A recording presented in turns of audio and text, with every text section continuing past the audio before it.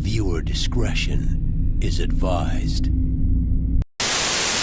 Jared Allen, 2011. Jared Allen's journey in the NFL was exactly that, a journey. Picked out of Idaho State in the 4th round of the 2004 draft as a long snapper more than an edge rusher, Allen proved he would be a defensive mainstay in the NFL. But despite a first-team All-Pro selection in 2007, the Kansas City Chiefs traded Allen to Minnesota, where his team faced some serious ups and downs in the win column, as is a Vikings tradition. Allen peaked at age 29 in 2011 when he tallied an astounding 22 sacks, which is even more impressive when you consider he did it for a 3-win team that wasn't exactly able to pin their ears back with a lead. And even more impressively, he got to 22 sacks without Brett Favre fainting like a terrified goat on his last one. Allen was thoroughly unblockable in his last game of 2011, recording 3.5 sacks despite being double and triple teamed by the Bears like his name was Piper Perry. Even though he came off a half sack, aka John Kruk, away from Michael Strahan's record, Allen was beaten out for Defensive Player of the Year by Ravens linebacker Terrell Suggs, who finished with 8 fewer sacks but a more well-rounded stat sheet and a better team. Allen's career wasn't spent toiling away on subpar teams. He made the playoffs in KC, came within a dumbass Brett Favre throw from a Super Bowl berth in 2009, and got a chance to compete for a Lombardi in his last game as a pro. Perhaps fittingly, he played a minor role on a dominant team in Carolina, coming a game away from a storybook ending to a great career. The replacement for the Metrodome certainly went above and beyond with its unique design and roof system, which allows for God's natural light to shine in and watch Kirk Cousins choke away another playoff game. Though beautiful and efficient, the glass is known to kill the birds who fly into it often.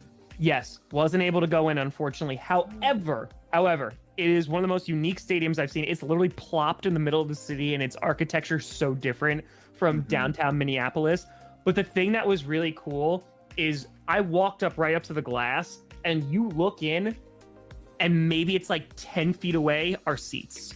Like, it doesn't have like that big like concourse, at least where I was. You literally just walk in the front door and your seat's like right there. It looks beautiful. Like, it looks state of the art. Metropolitan Stadium, Bloomington, Minnesota. The home of the Minnesota Vikings from 1961 to 1981. The original Met has a pretty sad story. Now, most dual-use stadiums at least try to church up their appearance for football on Sundays, but this one still just looked like a baseball stadium that had football going on at the time. On top of that failure, this was an outdoor venue in Minneapolis, which hosted football games in the winter, so if that was rough for the players down there, it must have been terrible in the concrete stands high above the field. Once the Metrodome was opened in 1981, this stadium, located outside of Minneapolis, sat abandoned and in disrepair for about 4 years, finally being torn down in 1984. The Mall of America was built on this site in 1992. Number 14, Victor. Okay, I would have rated this guy lower, as he's just an embodiment of the main Vikings logo, but I always got to give props to any mascot that's willing to take the field and hit a couple kids in the face. Again, a creepy human really isn't my jam, but gotta give props to the Norse theme and the beard, though it probably makes it tough for him to eat a hot dish. Minnesota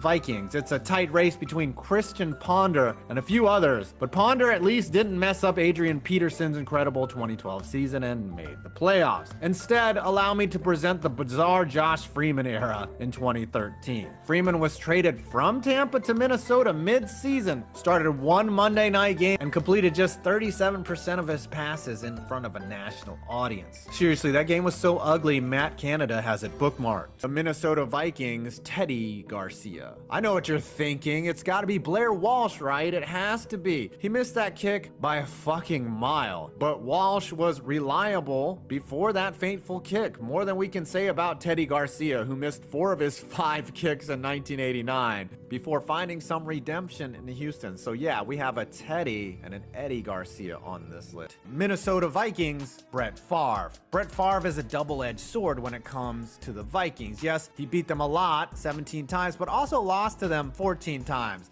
he also had some monster games. Then he became a Viking, and despite leading them on a magical campaign, threw one of the costliest interceptions of all time, leading Vikings fans to drink more than they already do. Then he graduated to stealing from welfare recipients. Sue me, Brett.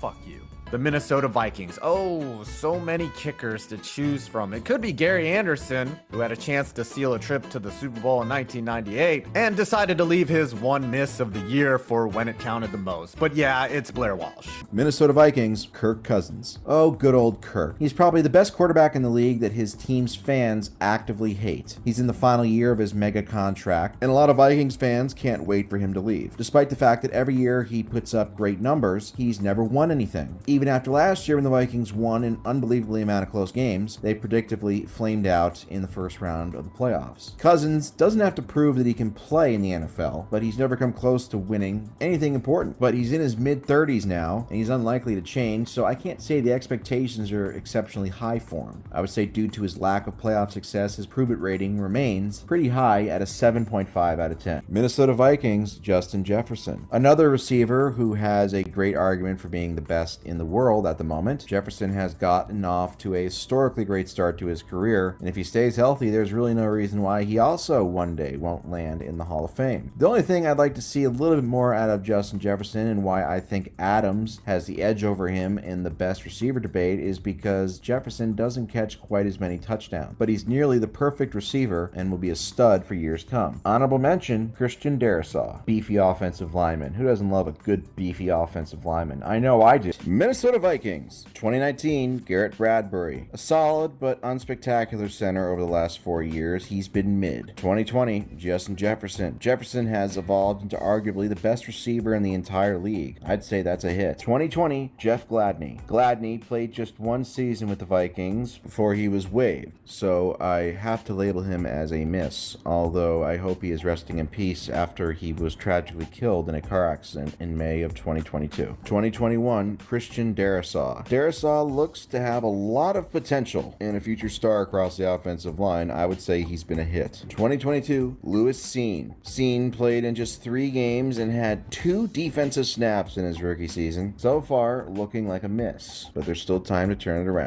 Minnesota Vikings, Harrison Smith. Some people might expect Kirk Cousins here, but Kirk Cousins, much like Stafford, to me gets almost as much hate as he does love. So, however, Harrison Smith is the one guy who's been with the Vikings for 11 years, and you never really hear much about him or what he's doing or if he's declined, and it's kind of weird. 5 or 6 years ago, he was one of the better safeties in the league, and he's still not a terrible player, but if you look at his PFF grading over the last several years, it's just continued to get lower and lower, and yet he just flies under the radar despite being a big name. It's just funny to me, I've never really heard any Harrison Smith criticism at all. Maybe it's there, but I haven't seen any of it ever. I'd love for him to date my daughter, though. Minnesota Vikings, 1998, Randall Cunningham. The 98 Vikings are one of the most famous teams to not only not win the Super Bowl, but to not even make the Super Bowl, largely because they had a rookie named Randy Moss, and their offense at the time was the most explosive offense in the history of the league. Randall Cunningham was a big part of that, as he threw for 34 touchdowns and over 3,700 yards, while also running for another. Their dominance continued in the divisional round versus Arizona, as they won by 20, where Cunningham threw for 3 scores. And then you know how the story ends by now. They hosted the Atlanta Falcons in the conference championship game, and were up 7 late in the game when Gary Anderson, who hadn't missed a kick all year, whiffed on a field goal. Atlanta then went down to tie the game at 27 for winning 30-27 in overtime, giving the Vikings a bittersweet ending. But still, this has the best combination of individual achievements and team success of any Vikings season ever, in my opinion, as Cunningham was first-team All-Pro and probably should have been named MVP. Minnesota Vikings, Kevin O'Connell. The good news is that Kevin O'Connell has a 77% career regular season winning percentage. The bad news is that he's only been a head coach for 1 year, and a lot of those wins were fluky and unsustainable. He also went one and done in the playoffs, getting his ass kicked by Daniel Jones. So the verdict is still out on whether O'Connell is actually good or not. O'Connell is in an enviable position for a head coach. He has a quarterback who is good, but is also hated by the fan base. So when the team fails, Kirk Cousins gets blamed as opposed to O'Connell. Overall, I would say his hot DaOutsiders ranking is at a 1.5 out of 5. Minnesota Vikings. The Vikings are still the best team in NFL history to never win a Super Bowl. The entire franchise is a legacy of failure. Since last year's video, they can now add losing a home playoff game to Daniel Jones after winning 13 games in the regular season to their resume. The best part about the Vikings' failures are that they come in neatly packaged stages. There's the 4 Super Bowl losses from 1969 to 1976. Then there's the lost decade of the 80s, followed by the infamous 1998 choke at home versus Atlanta after going 15-1. Then you have the 41-0 blowout loss to the Giants in the 2000 NFC Championship game while being favored. Fast forward to 2009, where your welfare stealing, allegedly, quarterback had your team on the verge of the Super Bowl before choking as he normally did. Then, of course, there's 2017, where you had a legendary win versus the Saints in the divisional round just to get skull-fucked by Big Dick Nick and the Eagles 38-7 in the NFC Championship game. Immediately following that season, the Kirk Cousins era began, which has produced just one playoff win. Kevin O'Connell is an NPC. Justin Jefferson is not as good as Devontae Adams or Cooper Kupp. Also, the gritty is the most annoying dance ever, and anybody who does it should be arrested. I just checked again, and yup, Randy Moss is still not better than Jerry Rice. Rest in peace to all of the poor innocent birds who get killed by the piece of shit stadium you play in. Minnesota Vikings. Vikings were notoriously brutal groups of people, murder, rape, pillaging, you name it, and the Vikings in Minnesota and the organization, they promote this, they make money off of it. They're subliminally or indirectly supporting and condoning all these terrible actions that Vikings used to do in the old days, and I cannot stand it. And therefore, I am officially announcing that I am boycotting every Vikings game until they change their name to something less offensive, because I'm a hero. Chicago Bears are in an enviable position. Winning the Tank Bowl has its benefits, and a quarterback-hungry team like Carolina is going to open the draft pick vault and pay up for the honor of drafting first overall.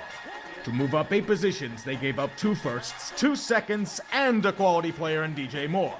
It's a trade that can't be properly assessed for years, but many believe that the Bears outright fleeced the Panthers in the initial reaction. The hope for both teams is that they both succeed and don't end up as a cautionary tale.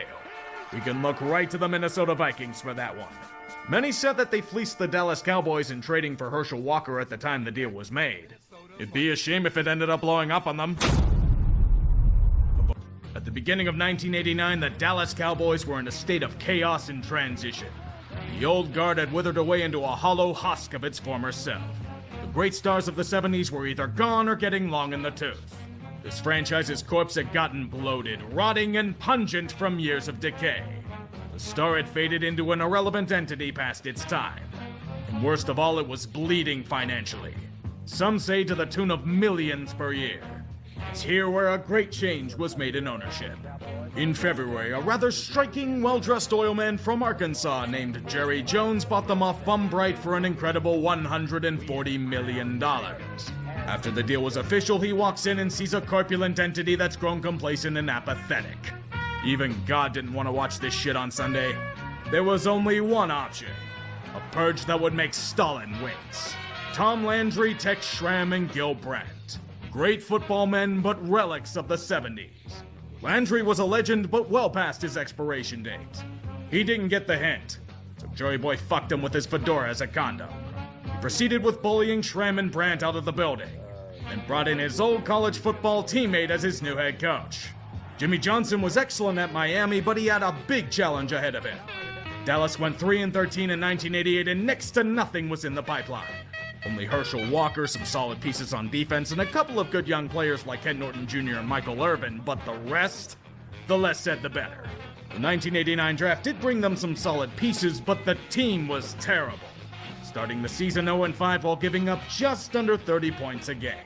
Watching as Troy Aikman died in the pocket with a running game going nowhere was an agonizing sight. And to add more salt to the wound, Dallas not only drafted Aikman first overall in 1989, they selected another quarterback in Steve Walsh first overall in the 1989 supplemental draft. That meant Dallas didn't have a first-round pick in 1990. Even with Hershel Walker, they were useless. Jimmy Johnson knew it. I should talk a bit about Hershel Walker, shouldn't I? He was only one of the greatest running backs in college football history. Then he went to the USFL and destroyed worlds over there, only to don the star and become the focal point of the offense. Their leading rusher and pass catcher for 2 consecutive years. Rumbling for 1,500 rushing yards and 2,000 total yards in 1988. The problem? he couldn't play every position. Dallas knew they needed to wipe it clean and undergo a full-scale rebuild. Walker would be past his prime by the time they were ready to compete. Not to mention, Hershel didn't fit the scheme Jimmy Johnson wanted to run. Who else was available to trade? Michael Irvin? Then who would catch passes from Aikman or Walsh? Jim Jeffcoat or Ken Norton? Solid, but not going to fetch a ton on the market. The only option to refresh the talent pool was to trade Hershel. But there'd be serious blowback. They'd be unable to run an offense, people would cry. They weren't winning with Walker. Plus, he was only averaging 3 yards per carry behind this offensive line. So the feelers started going out. And after a few days, a deal is struck with the Cleveland Browns. Didn't expect that twist, did you? The original deal was to send Walker there for 2 firsts, 3 seconds, and a position player. However, Jimmy and Jerry felt they could get more. They made some cold calls. And this is the part where Minnesota comes into the story. The Vikings felt they were on the cusp of greatness. They had reached the conference championship in 1987 only to lose to the Redskins on the final play. In 1988, they had run into a 49er dynasty. A strong team with an excellent defense, but had a gaping hole in their team design. They had no running game. As an old-school smash-mouth offense that tends to go poorly. Minnesota didn't have a bell cow running back. Only a committee of men who hadn't mustered a game of more than 80 yards rushing since 1987. Darren Nelson could be called their headliner, but was more known for dropping a pass in the championship game than anything on the field as of late. DJ Dozier had been drafted in the first round, but he was quickly being revealed as a flop. They had tried for years to fix it, to no success. And bigger risks had to be taken. Now imagine if you get a call saying Herschel Walker is available for the taking.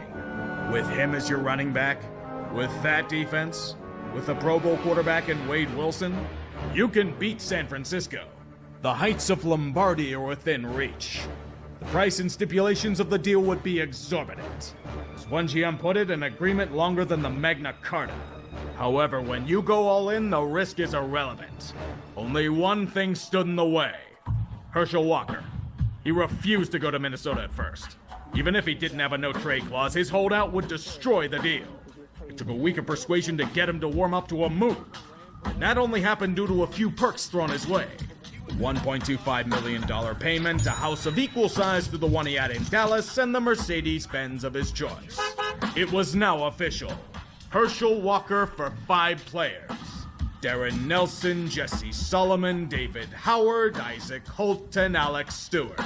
A first-round draft pick and 6 conditional picks. All tied to whether or not the players acquired play for the Cowboys. Jimmy Johnson immediately called it the Great Train Robbery after the fact, but on the surface it looked terrible for Dallas. And it was shredded by the public when announced. Eric Dickerson got traded for 3 firsts, 3 seconds, and 2 players a few years ago, and this was all they could do? None of these players were starters on Minnesota in 1989. Jesse Solomon was coming off knee surgery. Alex Stewart was on IR. Darren Nelson threatened to retire instead of report to Dallas. So they oblige him and trade him to San Diego for a 5th-round pick flip to Minnesota. The Cowboys got an extra 2nd and 6th-round pick to play with as a result of trading Nelson from the Walker deal. There's the hidden motive. Dallas was never interested in the players. They wanted the draft picks. The idea was the more picks secured, the better chances of drafting quality players. It's a better chance to strike oil with more plots of land to dig in. Alex Stewart was cut a month later by Dallas, so had a 3rd-rounder gained. Jimmy nearly cut the other 3, but then decided it'd just be easier if they played and avoided more embarrassment on the field. Send a few 3rd-round picks and some extra change to Minnesota to undo the stipulations. There you have the trade of trades. We know the rest of the story from here. After finishing 1-15 in 1989, Dallas uses the draft picks acquired, mainly in a barrage of frequent and shrewd trading to select players that would go on to become key contributors to the Cowboys dynasty. Merely 3 years after being mocked for trading away the face of the franchise, Dallas reasserted itself as a cultural dynamo and sent Jerry Jones's ego into absolute overdrive. A happy ending indeed. The Herschel Walker trade wasn't the be-all and end-all. It was merely the seed planting, and was scouted and developed to perfection. This kind of video has been done to absolute death, I know, but think of it like this. Nobody discusses this trade as absolutely lopsided if the Vikings win a Super Bowl with Herschel. A ring is the ultimate antidote. And in his first game against Green Bay, his electric performance got them more rushing yards in 1/2 than the Vikings had in any game all season. Herschel Mania was born. and then die quickly thereafter. He had several strong performances after the fact, but it became very apparent that Herschel Walker wasn't the missing piece Minnesota needed to go on a deep run. They had significantly more issues hampering them, mainly an inconsistent quarterback play, allowing defenses to zone in on the run. Not to mention, Walker was quickly put in the same running back committee that Minnesota had been running before he got there. They rarely used him as a bell cow. After Week 9 in 1989, Herschel only had one game of over 50 yards rushing. Defense was carrying Minnesota to relevance, and they barely scraped past Green Bay to win their division that year. There was a common foe that was waiting for them after, however: San Francisco. They were destroyed at Candlestick Park in the playoffs. Their prize acquisition Herschel gained 29 yards on 9 rushing attempts. Some taste of Lombardi, lads. It would only get worse from there. Thanks to severe injuries and a defense that was no longer otherworldly, Minnesota went from Super Bowl aspirations to an afterthought. Sentenced to hell by starting 1990 1-6, and then losing their final 4 games. 1991 brought about a pedestrian 8-8, sealing this trade's fate. Mike Lynn, the GM behind the disastrous trade, jumped ship to run the World League of Football in 1990. He ran it for a year before he jumped ship there as well. Even if it wasn't really his fault, Herschel became the punching bag for Vikings failure. He'd lose his incredible reputation, criticized at every turn. He'd be benched in games a year after the trade. He'd be accused of losing his heart for the game. He wouldn't have a 100-yard rushing performance at all in 1990. He'd eventually be relegated to platooning with Terry Allen in 1991. Herschel and Minnesota were as potent together as bleach and ammonia. It became toxic. Walker was gone after that season, and would have a revival in Philadelphia, but he would never return to the greatness he showed in the 1980s. Ironically, he'd end his career as a Cowboy, playing with them in 1996 and 1997. It wasn't all terrible for the Vikings in this trade, though. They did get Jake Reed out of it. He was a solid receiver in Minnesota for a while. Yeah, it doesn't make up for the haul they lost. Thus ends the story of the trade. A team giving up their short-term future for a piece that wasn't anywhere near as advertised. Can't imagine anyone doing that in the modern NFL.